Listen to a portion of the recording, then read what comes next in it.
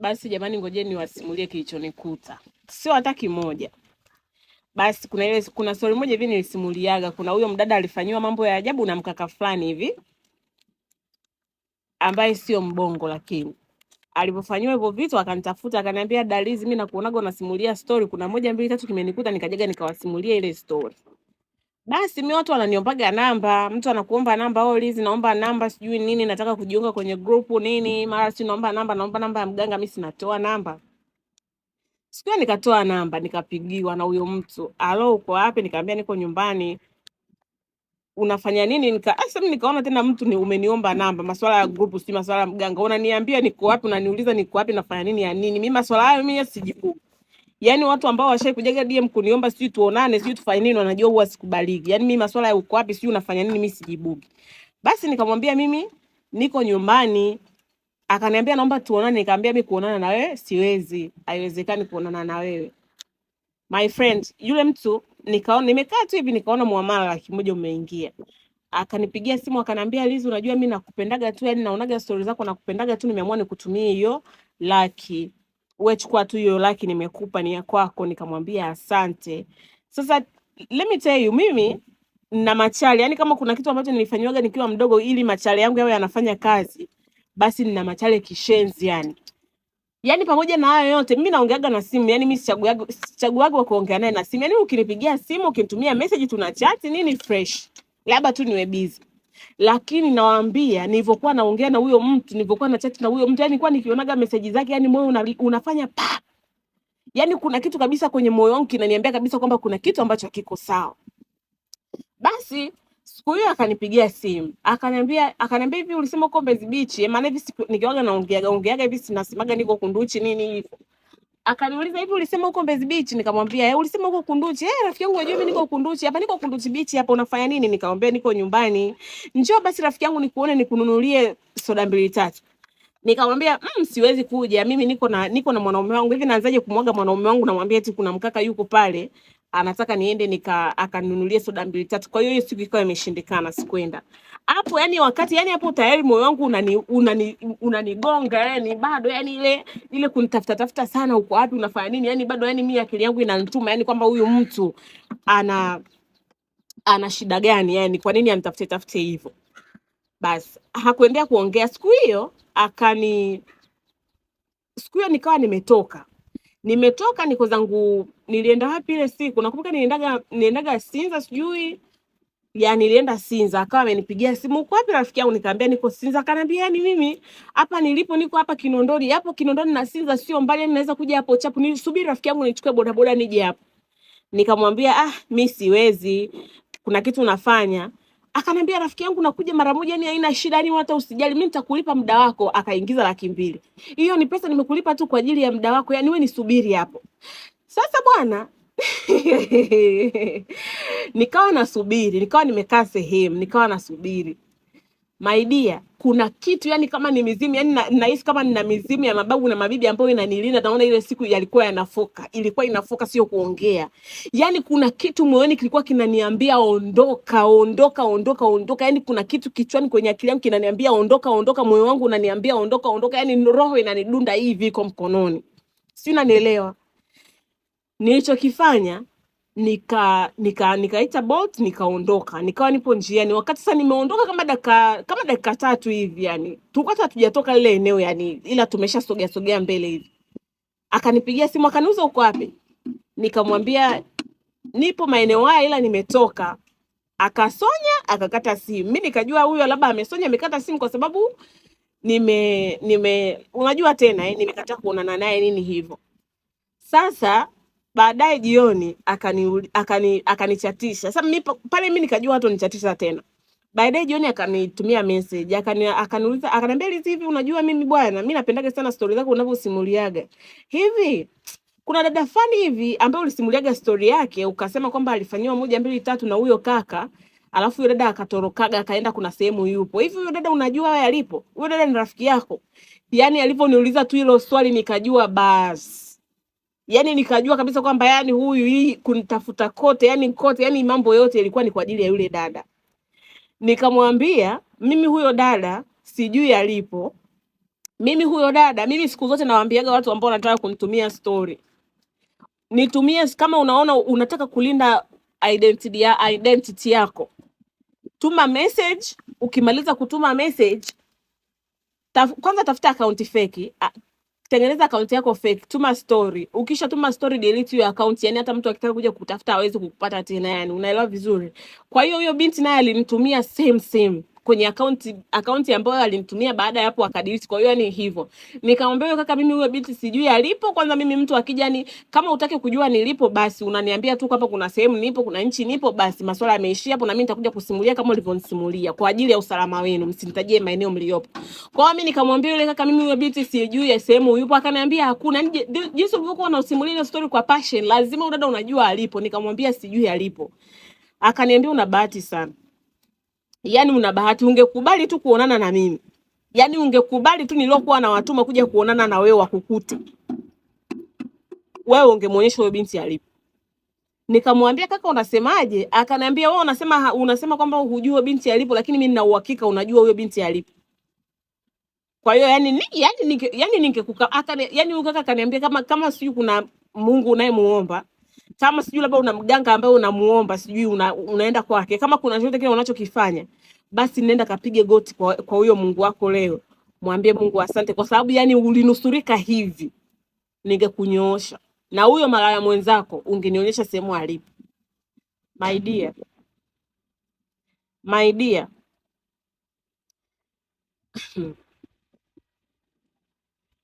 baada ya hapo kaka patikana tena, like hiyo namba ilikuwa inapatikana tena, hata tulipokuwa tunapiga nikawapa watu wapige, hiyo namba haijawahi tena kupatikana. Yani naelewa vizuri, sio na usajili sio ulifutwa, hata sielewi. Kwa hiyo sijui tena alipo huyo kaka. My dear, mimi huwa si mtu wa kusali, lakini sikio nilisali. Sio, unanielewa vizuri, sikio nilisali. Haya, kitu kingine ambacho kilinikuta, hii story namba 2, ni tukio lingine. Yaani mimi masuala ya story na wasimulia na wafurahisha tu, lakini mwenzenu mimi siku kitanikuta kitu nakwambia. Siku hiyo nilikuwa nimesimulia story ya uchawi. Ile story ya yule dada ambaye kuna story ya uchawi ambaye nilisimulia. Yule dada alikuwa si yupo kwenye chama. Sasa hata sio ni uchawi, sasa sio anaita uchawi, kila kitu uchawi. Yule dada ambaye yupo kwenye chama cha uchawi, alafu akawa amemuita mwenzake waende wakajiunge. Huyu mwenzake aenda akajiunge, baada ya kumuona mwenzake tajiri akamwambia, rafiki yangu naomba uniunganishe na mimi. Yule dada ndio akamwambia njoo twende nikakuonyeshe. Kwa hiyo alivyompeleka kwenye hizo chama, yule dada alivyopewa masharti kwamba utapewa mali sawa, sasa hivi utotoa kafara yote, lakini baadaye inabidi uanze kutoa kafara ili mali zako yani utajiri wako uendelee kukua, yani uendelee kukua, uendelee kubaki. Yule dada baada ya kuona hivyo akaona wewe usinitanie, aliacha chupi, nakwambia aliacha chupi, kaacha nguo, kaacha kila kitu, maana walikuwa wameambiwa wavue nguo zote, wavae yani ukifika pale unavua nguo zote, unaziweka sehemu, alafu unavalishwa makanzu yao ambao wanataka wao uvae.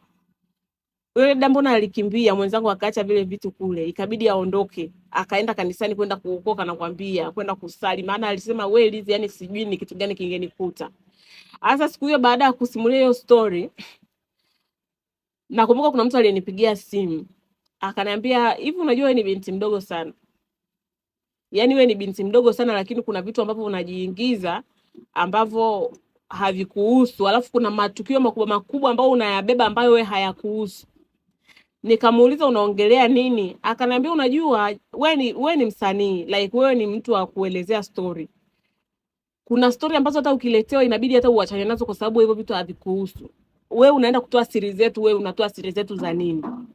Sisi kila mtu ana chama chake. Kuna watu wanamwamini Mungu, wanaenda wanatoa sadaka, wanatoa pesa. Sisi tunafanya mambo yetu, hatumlazimishi mtu. Mtu anaamua mwenyewe, anakuja anatoa sadaka ya mtoto, ya mzazi, ya nini. Wewe hizo siri unakuja kutoa siri za nini? Kwa sababu yani the way nilivyokuwa naongea na huyo kaka, huyo sio kaka, ni mbaba, maana alikuwa anaongea na mbaba mtu mzima, sauti na ngoroma, yani sauti ya mamlaka. Ushaje kwenda kwa mganga yule sauti, yani ushaje kusikia sauti ya mtu ambaye sauti na nguruma, sauti ya mamlaka The way nilivyomuelewa yule baba ni kwamba alikuwa tayari, kumbe ni kwamba yani alikuwa amekasirika kwa nini natoa siri zao.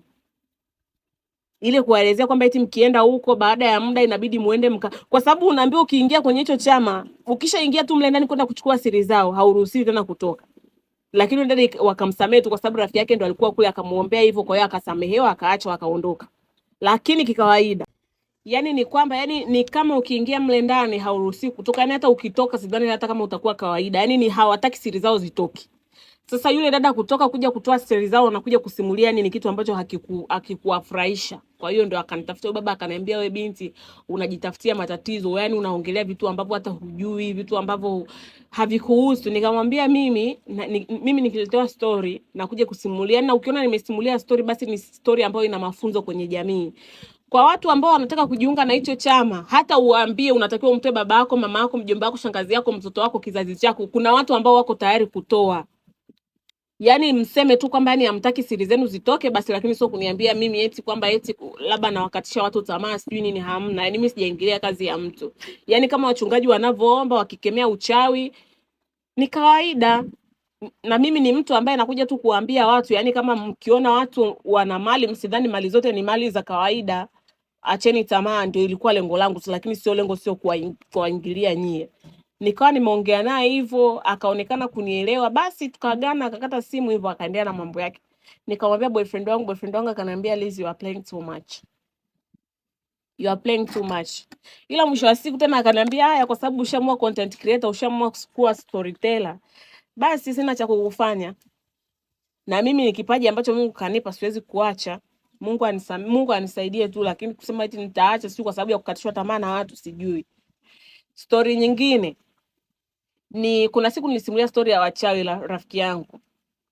Hiyo siku siwezi kusahau, nakumbuka hiyo story, nakumbuka nilikuwa nimelala mchana, nikaja nikaamka usiku sio kama saa 1. Asa nimechoka, najisikia vibaya, yani niko over, sina cha kufanya, nikaamua nicheze game. Sasa wakati nacheza game mara nyingi, ndio maana naambia watu wanitumie story kwa voice note, kwa sababu naweza nikawa nasikiliza voice note kunafanya kitu kingine. Kwa hiyo mara nyingi huwa nasikilizaga voice note nikiwa nacheza game. Nikasikiliza ile voice note, nakwambia moyo ukacheza pa. Yaani mpaka nywele zikasisimuka. Unajua unasikiliza story mpaka unaona kabisa wewe hii story mbona kama yani hivi. Yaani nikajikuta mpaka naogopa, yani nikajikuta nimekaa kitandani. Nilipomaliza kusikiliza ile story nikasema hapana. Yaani nimesikiliza story imenitisha, alafu initishe mwenyewe, hapana, haiwezekani. Lazima niwasimulie na nyinyi, niwatishe. Nikaweka zangu ring light, nikakaa, nikavaa nguo, nikakaa zangu kwenye kamera. Jamani, kuna 1 2 3 uchawi sio kitu gani, wachawi walifanya 1 2 3, wachawi walifanya vile vyama vya wachawi nini. My friend, nikamaliza kusimulia hiyo story. Nakumbuka hiyo wakati nasimulia hiyo story nilikuwa nimegombana na bwanangu, kwa hiyo sikuwa nyumbani, kuna sehemu nilikuwa nipo na nilikuwa mwenyewe. My dear, usiku nikaanza kusikia upepo unavuma, upepo mkali unavuma, unasikia kabisa my friend, nikaanza kuogopa, nikasema upepo unavuma, upepo gani? Lakini ukiangalia nje, kwa sababu yani nilikuwa chumbani afu kuna dirisha, nikifungua dirisha kuangalia nje hakuna chochote, maana miti lazima sitakuwa miti lazima inavuma. My friend, miti haivumi, miti haitikishiki, hakuna chochote, lakini nasikia upepo kama kimbunga, upepo mkali hata upepo mkali, upepo wa kimbunga, upepo nakwambia, upepo ukavuma, upepo ukawa unavuma mkubwa. Ikabidi nikae kitandani, niko peke yangu. Nikampigia simu shoga yangu, nakwambia. Nikampigia simu shoga yangu nikamwambia, mwenzangu, nasikia upepo mkali unavuma, nyumba mpaka inatetemeka kama kuna tetemeko la ardhi. Nakumbuka kipindi tunakuwa Moshi kulikuwa kuna matetemeko kidogo. Nyumba unasikia tu inatetemeka tititi, yani upepo mkali mpaka nyumba inakuwa kama inatetemeka. Nikawa nipo naye kwenye simu, akawa ananiambia, Liz, omba wewe, najua kuomba sasa. Sasa my friend, tell me why, kabla hata sijalala nimekaa macho, yani muda wote nimekaa naogopa, anacheza game wa vichezeki, nikisikiliza TikTok mpaka naogopa, inabidi nipunguze sauti kwa sababu naona kama kuna vitu vitatokea huko nje vikanipita. My dear, usiku kama saa 7 hivi, saa 7 saa 8 hivi, nikasikia kama mchanga unamwagwa juu ya mchanga ya mabati, unamwagwa shurr. Yani ni kama mtu anachukua sui mchanga huko kokoto afu anaumwaga juu ya bati, nasikia shurr. Nikasema Mungu wangu, imekuaje? Na hiyo sehemu ni usiku, yani kusema kwamba labda ingekuwa ni mchana eti, asante, ingekuwa hizi ni mchana kwamba eti labda mtu kapita au watoto wamepita, hamna. Watoto saa 8 wanapita nje, watoto wanafanya nini nje? Watoto gani wanapita? My dear, nikakaa, nikampigia tena shoga yangu, nikamwambia shoga yangu, sasa hivi nasikia mchanga unamwaga juu ya mawe, mchanga unamwaga juu ya bati, sio ni kokoto, sio mchanga, hata sielewi. My friend, nilikuwa naogopa, nilikuwa natetemeka, nimekaa naye tunaongea huku tunasikilizia. My dear, baada kama ya dakika 10 kama dakika 10-20 hivi, sasa hapo mchanga ulikuwa ushaachwa, maana ulimoga, yani mtu alimoga kama yani ni mchanga umemoga kama mara 10, yani unasikia shur shur kama mara 10. My dear, nikasikia mawe, ni kama mtu anarusha mawe juu ya bati, anarusha mawe pa, anaacha. Baada ya sekunde kadhaa anarushwa mawe mengine. My friend, nikaogopa, nikasema mama yangu, mwisho wa siku sasa wataingia. My dear, baada ya mawe nikasikia mtu anagonga dirishani, anagonga papa papa papa, haiti, ila anagonga tu lile dirisha, yani ni kama mtu kama alikuwa anagonga mlango na mikono miwili, anagonga papa papa. Nikaogopa, nilichokifanya nikakata simu ya shoga yangu, nikampigia simu baba mwenye nyumba, maana baba mwenye nyumba hapo nilipokuwa nakaa, baba mwenye nyumba yuko hapo hapo, nikampigia simu. Bahati nzuri akapokea yule baba, Mungu ambariki sana yule baba. Bahati nzuri akapokea. My dear, nikamuuliza wewe ndio uko dirishani, maana kuna mtu anagonga dirishani. Akaniambia mimi niko dirishani. Hamna, mbona mimi niko ndani kwangu, hata sijalala, mbona mimi sisikii mtu akigonga? Nikamwambia hujasikia mtu akigonga? Akaniambia hamna, hebu ngoja nimtoke. Akatoka nje. Alipotoka nje akaniambia njoo nje, niko nje. Nikatoka nikamkuta kasimama, nikamwambia kwani kuna mtu alikuwa anagonga dirishani? Anazunguka dirishani, hakuna mtu. Nikamwambia kuna mtu pia alikuwa anamwaga michanga, anarusha mawe. Akaniambia Lizi, wewe umelewa? Nikamwambia sijalewa, sijanywa hata pombe, nina miezi. Ananiambia mbona mimi sijasikia mawe yakirushwa juu ya bati? Sasa kuna sehemu kwa hapo, hiyo nyumba ni kama imejengwa kwa chini. Kwa hiyo kuna sehemu ambao unasimama kwa mlangoni unaona juu ya paa. Tumeenda juu ya paa, hakuna jiwe, hakuna mchanga, hakuna chochote, na nilikuwa na visikia hivyo vitu. Na kwa sababu ya kuogopa my friend, nikaogopa hata kurekodi. Yani muda wote badala ya kurekodi nikawa napigia simu watu kwa sababu naogopa. My friend, baadaye yule mwenye nyumba ananiambia ngoja mimi niende nikae. Nikasema we, sasa huyu mtu ambaye alikuwa yani kama ndo hawa wachawi walikuwa wameamua kuja kunisumbua hivyo, amekuja mwisho wa siku sasa wataingia ndani. Mbona nirudi nyumbani kwa bwana wangu kabla hata sijapigiwa simu, njoo sio kitu gani my friend. Nilifungasha usiku ule, sikupiga simu. Yani nilifika tu mlangoni nikagonga, sikutaka maelezo, kafungua mlango, nimeingia na nikaenda kulala. Kesho yake nakuja kumsimulia, ananiambia nakwambiaga Lizi kila siku, ila ndo hivyo siwezi kuacha. Kwa hiyo alokuwa anagonga ukuta, alokuwa anagonga sio, alokuwa sielewi, ila tu niwaambie ndugu zangu, uchawi upo. Uchawi upo. Ndio wasenge wakanitoa na mimba kwa mama zao. Niemba mimba yangu nikaanza kuota mtu alokufa na nikimbiza mpaka Sema Mungu yupo mbwa nyinyi. Endeleeni tu kututisha na kutishia watu, lakini stories siache, nitaendelea kusimulia. Kwa mkikaa mkisema jamani Lizi anasimuliaga tu story, hakuna kinachomtokeaga, jamani. Nasimuliaga story, yani bado na uhakika matukio bado yataendelea kutokea. Nitakuja siku moja tena nitakaa hapa nitawaelezea, kwa sababu nina imani si bado story nasimulia, si bado watu wanaletea story, bado nitakuja tena kuwaelezea kwamba kulikuwa kuna 1 2 3. Lakini ndo kazi yangu nilochagua. Watu ndo mnapenda kunisikiliza nikiongea, siwezi kuacha. Sijasahau jamani, kwa kumalizia, tukio lingine ile ambayo hichi kitu kinatokeaga sana sijui kwa nini. Mara nyingi nikitaka kusimulia story za kichawi au story labda za hivi vyama vya kichawi vya kishirikina, si ndo wanaitaga hivyo. Sometimes simu huwa inagomaga. Simu inagoma kabisa. Yaani ukitaka kufanya vitu vingine inakubali, lakini kuja kwenye kamera kwa ajili ya kurekodi story inakataa. Au na rekodi afu sauti inakuwa haitoki. Yaani na rekodi kabisa, namaliza video sijui dakika 30, maana kila nikirekodi ikiacha naangalia sauti ipo, ikiacha nikiangalia sauti ipo, lakini nikija kumalizia ile nakuja kuedit sasa final touch ili ni post, sauti inakuwa haipo. Sasa ukishafanya mara 2 mara 3 unachoka. Yaani inabidi niache nirekodi kesho yake. Labda nahangaika wakati mwingine na rekodi story moja hata mara siku 3 mfululizo, yani inakuwa inagoma, mara inagoma kurekodi. Wakati mwingine na rekodi kabisa inahesabu, yani inaonyesha kabisa kwamba inahesabu. Alafu nikitaka sasa nikishamaliza safari nakuja kubonyeza ile sehemu ya kuweka sasa nianze kuedit video, haipo, inapotea. Nikawaga najua labda ni simu yangu, nikaanza kutumia mpaka na simu za shemeji yenu. Kitu kile kinatokea, lakini story ya kawaida, nilikuwa nasimulia story ya kawaida, wala hata mna mambo ya ajabu. Nasimulia story na maliza, mambo yanaendelea. Lakini hizi stories za mambo ya kishirikina naonaga wananijaribugi kweli. Yaani wananijaribugi kweli. Ila bado subirini kwanza nimwambie mganga wangu aende akanifikia makaburini huko. Ndani ya wiki nzima nirudi mje mnijaribu mfe. Maana sasa jamani, hii dunia kweli ina ushirikina, nyie acheni tu.